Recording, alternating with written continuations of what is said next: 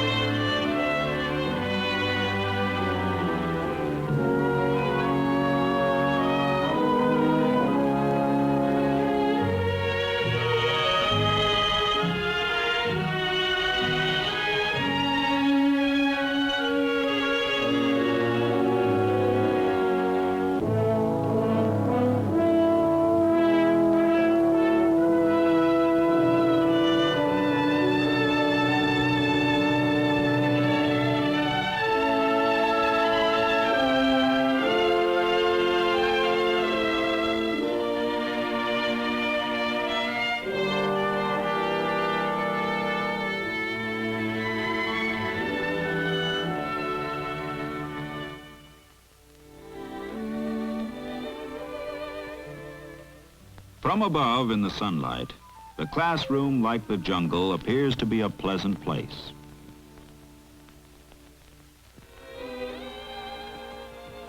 Bill sits serene in his spot of class leader. Mrs. Dean is not unaware of the forces at play below the surface. But liking children, she is not afraid to look at them honestly. She sees them as people, not as apprentice angels. She's glad that Bob shares his turtle with all of them. Shares, that is, everything but his sense of ownership. She knows that Stuart likes school. He's not afraid of it. It seems safe enough. On such a day, who can see into the dark places? Bill and Stuart are friends. Behind the shield of Bill's bigness, Stuart safely states his own opinions.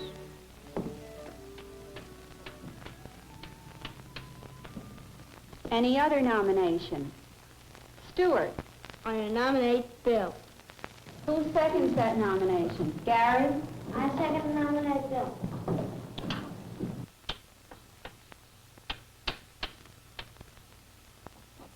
Any other nomination? Linda. I nominate Charles. All right, that's enough, that's enough. Who seconds that nomination? Keith? I nomination. Stuart always nominates Bill in the class elections. In return, Bill always selects Stuart as his second in command. They have, you see, a working political alliance. They are both 7, but their feelings are centuries old. Practical is the word for young society. Of course, friendship, like all social relations, has its obligations. Each morning, Bill and Stuart take the school bus together. If all goes well, that is. Stuart has yet to get his mornings firmly in hand. But Bill has a leader's taste for action. With Bill's foot in the door, Stuart has yet to miss the bus. This same morning, 2 new boys start for school. Tom and Alan Drake are brothers. They're not friends, nor are they enemies. Let us say that they are antagonists. Maybe it's because drugstore counters are not good places for children to breakfast. Tom may still be hungry. Or Alan too cowed to keep his share. Perhaps Tom is frightened by the thought of the new school. It's new to Alan, too. But violence is not new. We learn from our environment. Each day brings a new lesson, or the same lesson learned over and over again. We go to school to learn. We take with us what we already know. That day, Mrs. Dean is ill, and a substitute takes her place. She's kind but inexperienced. She cannot know the secret, dark places in the class. Even a happy routine can be upset by novelty. There was a sense of tension in the air that day. You may be one of the team captains. What's your name? Alan Drake, my brother is in 6th grade. And you? His name is Bill. Good, Bill. You and Alan may be team captains. Miss Squire, please. Yes, right away.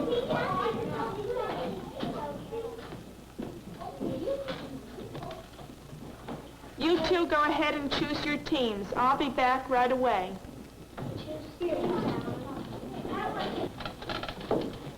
Charles, do you want to be on my side? Yes. Thanks. Linda, do you want to be on my side? No, I'd rather be on Bill's. Well, I'll sock you on the nose. Want to be on my team? Who else is on your team? Caroline, Charles, and a few others. Okay, Al. Come on, let's get going. I picked Stuart. I'm on his team. You're a big stinker. Nobody will call me a stinker. Stuart, go up to my desk.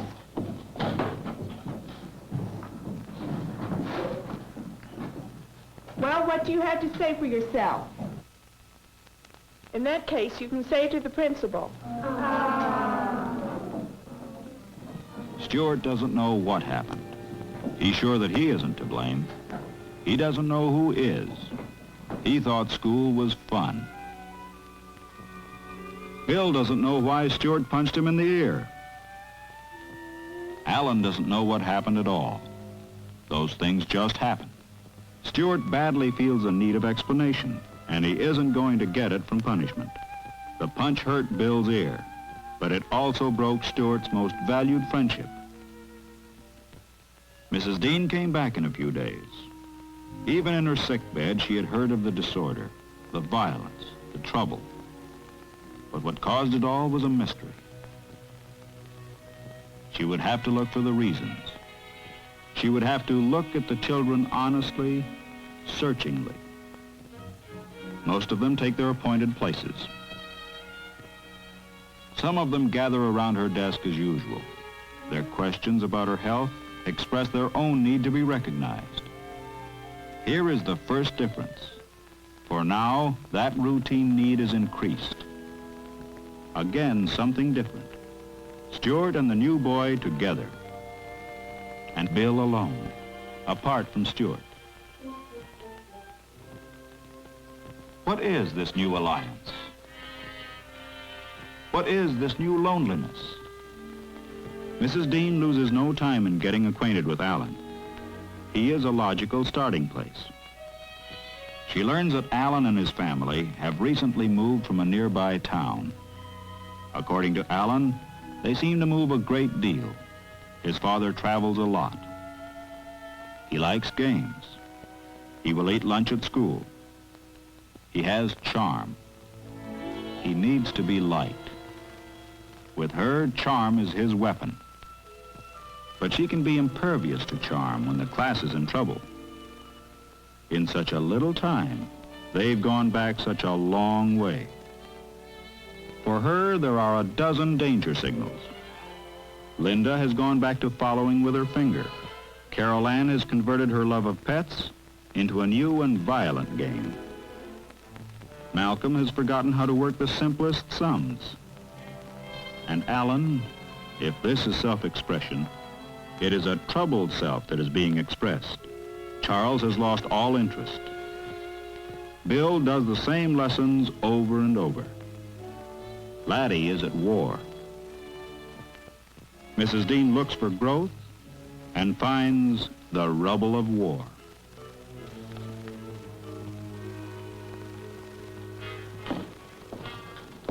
Next week, it is our turn to provide a flag bearer for the school's color guard.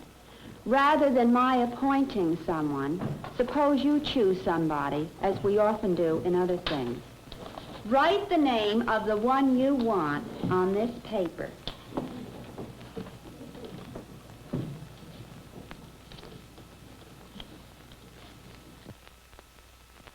Alan, no one else is asking for votes.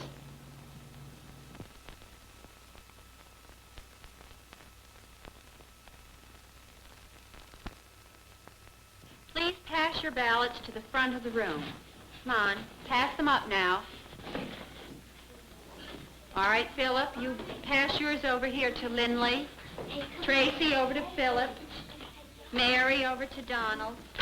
All right, Charles, suppose you be our recorder. You may go to the front. And Donald and Tom, suppose you be our tellers. Donald, we'll let you open the ballot, and Tom, suppose you read them to Charles. Pete?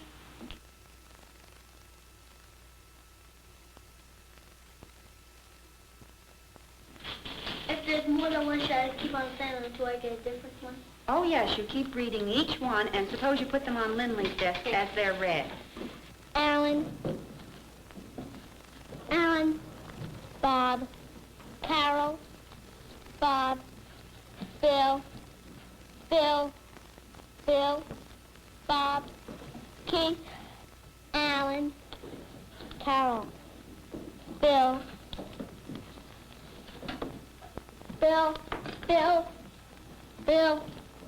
Carol, Bob, Carol, Bill, Carol, Keith, Bob, Keith, Bill. All right, Charles, you may go to your seat now. Thank you very much. You've done a nice job. It looks to me, class, as if Bill is our winner.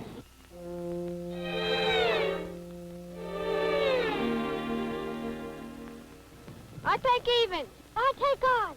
One, twice, right, shoot, mine.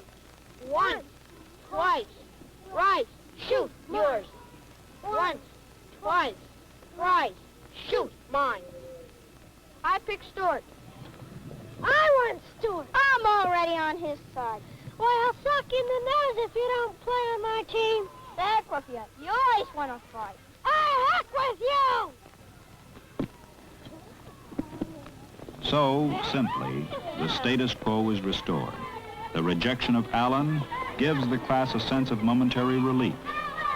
Of course, the problem of Alan still remains. Hi, Alan. Why aren't you playing with again? The Stuart wouldn't be on my side. Ah, you big baby.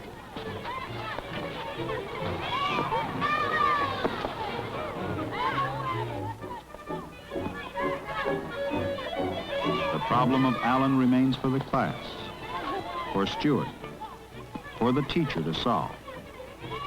Violence is not always unhealthy. A good tussle can be fun, but violence based on hate is an illness.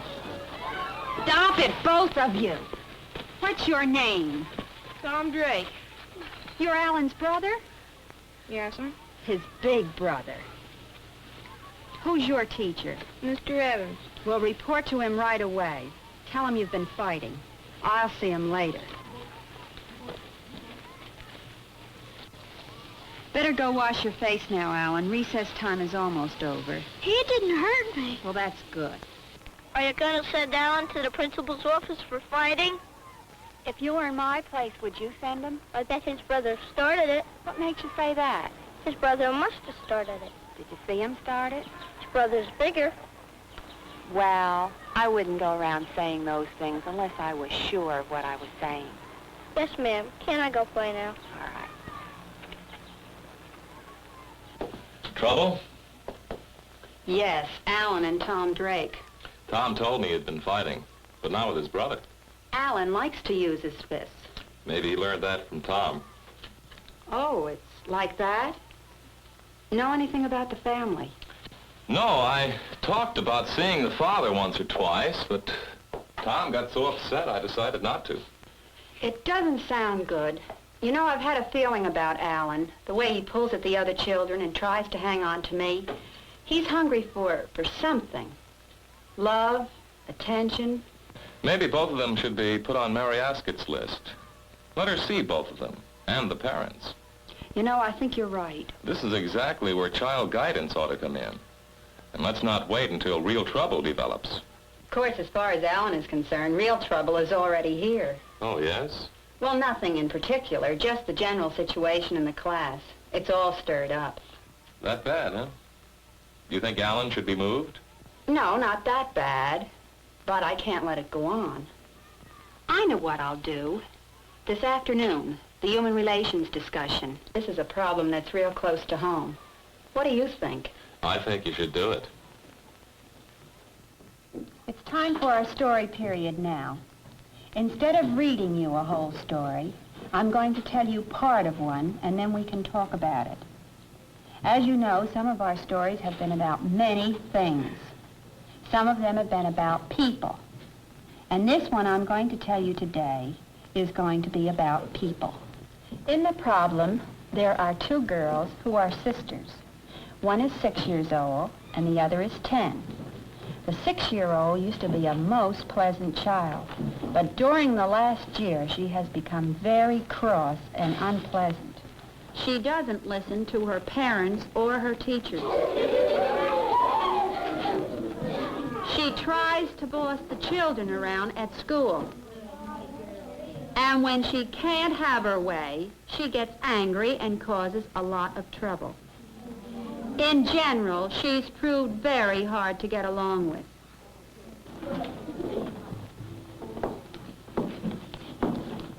I want you to put yourself in the place of the child's teacher and tell me what you would do in this case. Now think of some of the ways teachers and other people have solved the same kind of a problem in the stories I've read to you. Now what do you think the teacher might do in this case? Malcolm? Punish her. Maybe something happened to her. Make her stay after school. Don't let her have any recess. Maybe she's sick.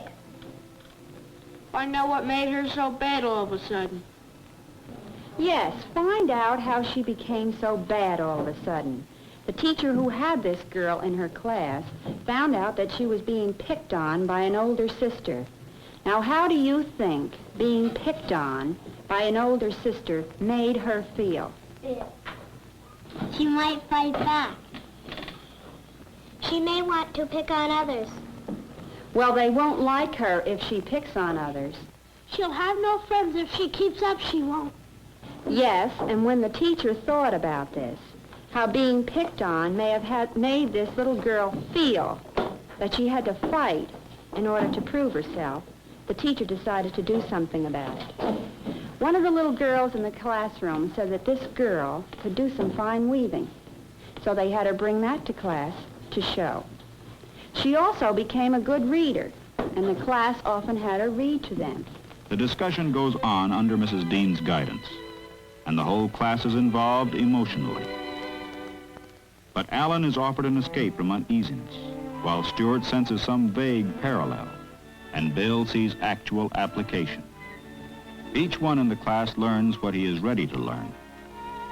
In this respect, a lesson in feelings is no different from a history or spelling lesson. Alan's personal problems will continue to be a source of trouble. Deeply disturbed feelings are not set right by class discussion only.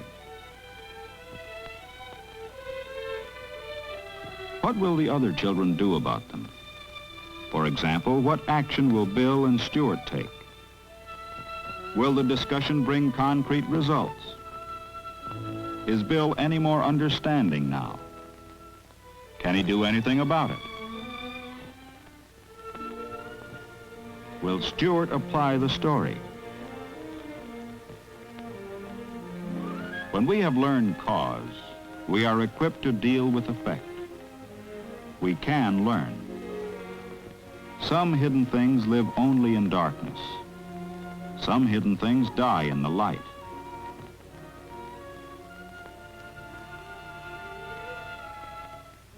Seven is not too young to see. At 7, we are already part of a social structure. Alan, bred on violence, cannot easily learn to live with peace. His society has learned not only to protect itself, but to even help him a little. Some of the old balance has been restored. There will be more help from the Mary Ascots, the experts in child guidance, and help to be gotten from the family itself. There will be more school days and time for more discussions. There are words to be remembered. Why, I'll suck in the nose if you don't play on my team. Each weapon breeds its own defense. She'll have no friends if she keeps up, she won't. We start looking for cause only after we notice effect. Find out what made her so bad all of a sudden. Yes, find out the hidden causes. Maybe she's sick. Mental sickness can be contagious. But in this field, like any other, hygiene and education can go hand in hand. And that's reassuring.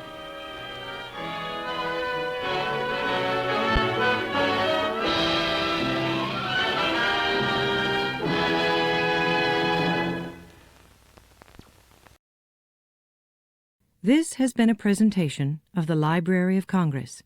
Visit us at loc.gov.